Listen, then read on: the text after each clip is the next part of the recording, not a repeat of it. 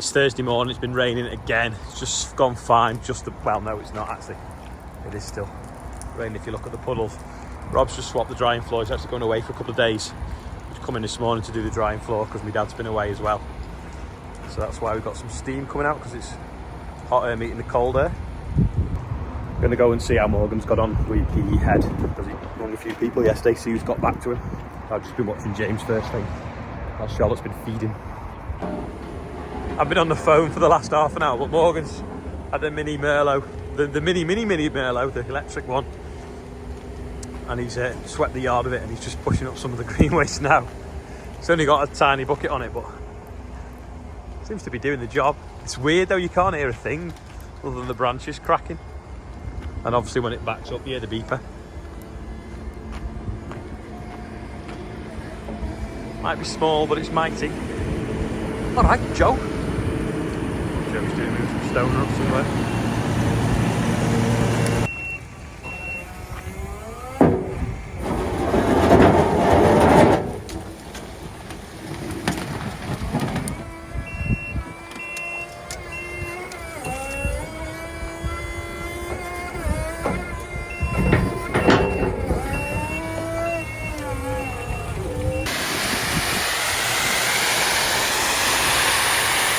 It's actually good because you can turn in the width of the brush, can't you? Yeah. It's good because it's not as wide, is it, as the brush? Yeah, you can get it in a lot of tighter spaces. Yeah. I got it from behind the Zeri on this brush. I hit behind the Zeri on, picked up the brush, and then brought it out again. No way. There's a little bit by the boiler you could get out as well, you know, like between the boiler shed and the chip bay.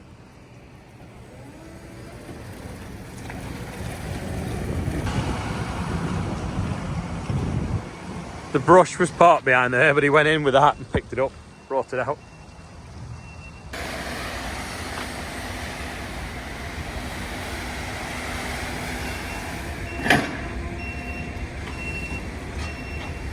The brush looks massive on it because it's tiny, doesn't it? Them pigeons that have moved in, they knocked the warehouse down up the road a couple of years ago, and they moved in here and live under the solar panels, especially in the winter.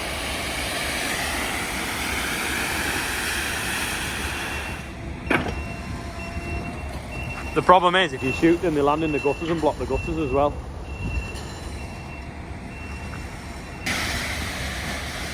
Yeah, because it's narrow and rear wheel steer, you can get really close to the wall.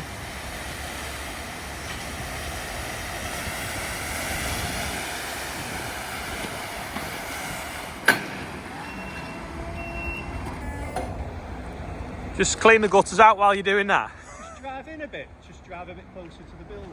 I'll tell you if you're going to hit it. Yeah, if you had a basket on that you can control from up there, I think it's brilliant. You'd easy clean them gutters out, because when you stand up, you're 2 meters high, aren't you? We'll go and assess the flood damage. Doesn't look particularly clever.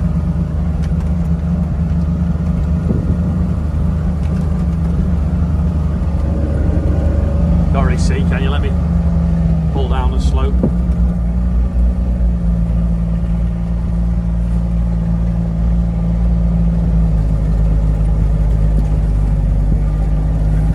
So obviously the flood's completely gone, but so is the wheat.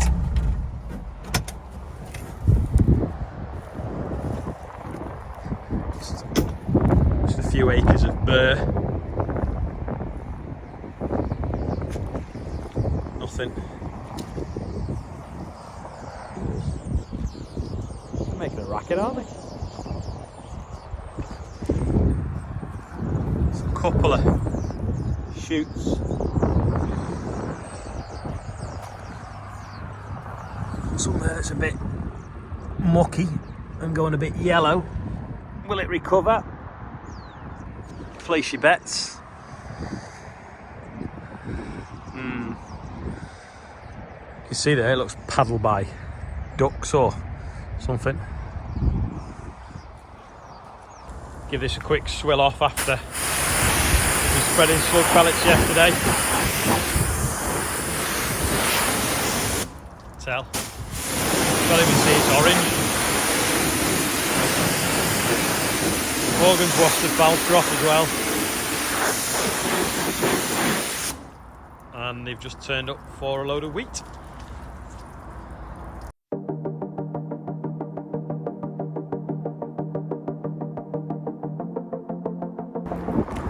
That's all loaded up now, off to the mill. I'm not sure which one it's going to. That's the second load of wheat from this one that's going out now. Hopefully it all meets spec. It should do when it came out the dryer, and even the bushel's good. But it was sold at a good price in May 2022. So it's sold on forwards. So yeah, pretty pleased with that going out. Oh, it didn't work. My foam fingers were wet.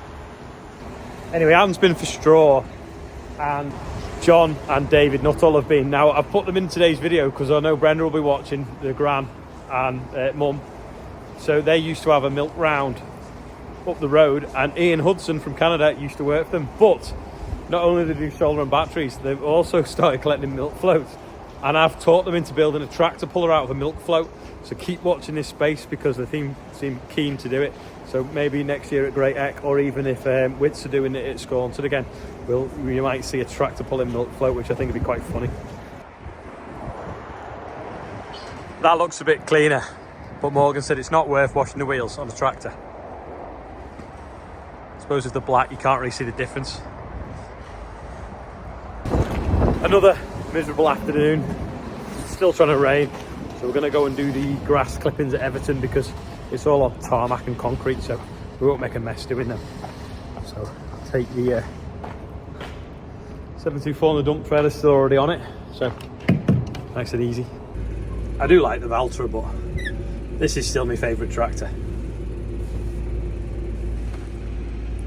It's just so smooth. Smells extra fruity today. Must be with the all the rain.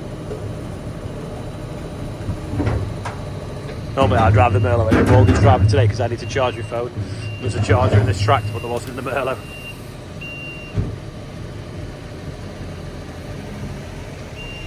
Do you reckon it'd make a mess if I drove across that grass? Probably. I don't know what's going on, but there's lots of people outside wanting autographs. So I presume the first team must be here training somewhere.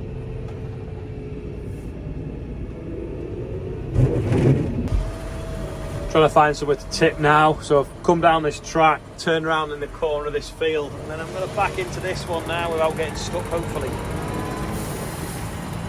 It's not ideal where I'm tipping, but I don't really have any other options. I don't have any other fields I can go on.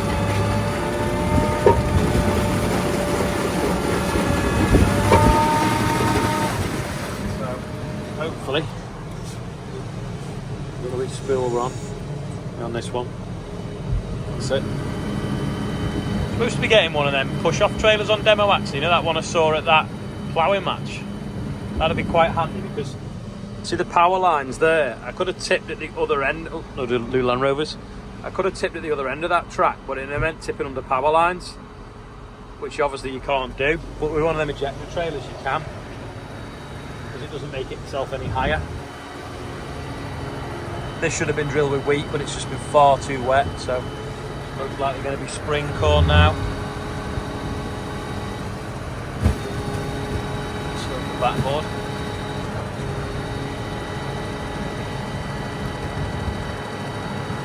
Out.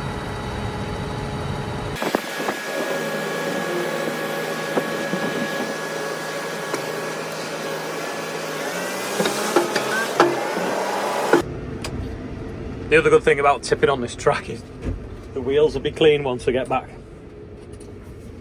to the road. First load pulled in, no problem. Second load, it's rained in me wheel marks and now they're just so greasy. I can't back up. I've pulled off the track, can't back up.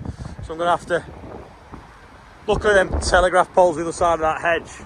I'm gonna have to tip here and then move it another day with the Merlo, and then I'll have to loop round on the field, which will be all right when the trailer's empty. But what a pain.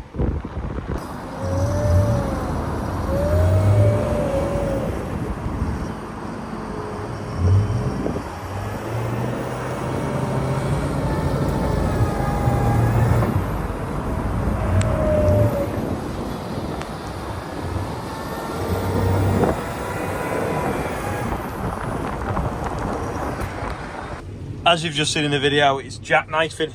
That's stopping there and the tractor's going round. Oh, it has got independent brakes. Oh, still silly me. I didn't think I had independent brakes on this tractor. Right, we'll try again with them. Hopefully I can break that wheel and flick the front end round, get it over there. A lot of the fence we have over the years, being 65k, they don't have independent brakes. So hopefully... No, I can't, because when you press the brake, he puts the air brakes on the trailer. So unless I mess around and undo the brakes on the trailer.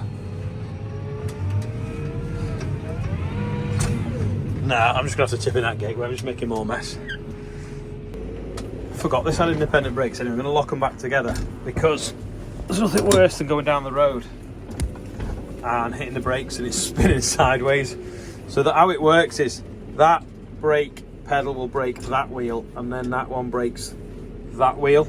But obviously you have them locked together so it brakes squarely as you're going down the road so it doesn't sort of spin it out.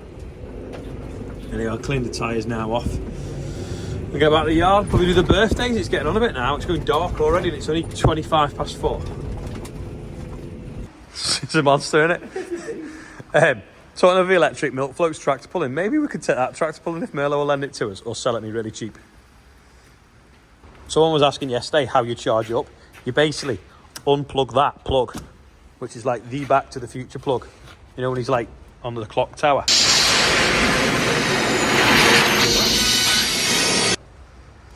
And you then plug the charger into there and that's it. And then when you're ready you plug it back in again. What's a 94? The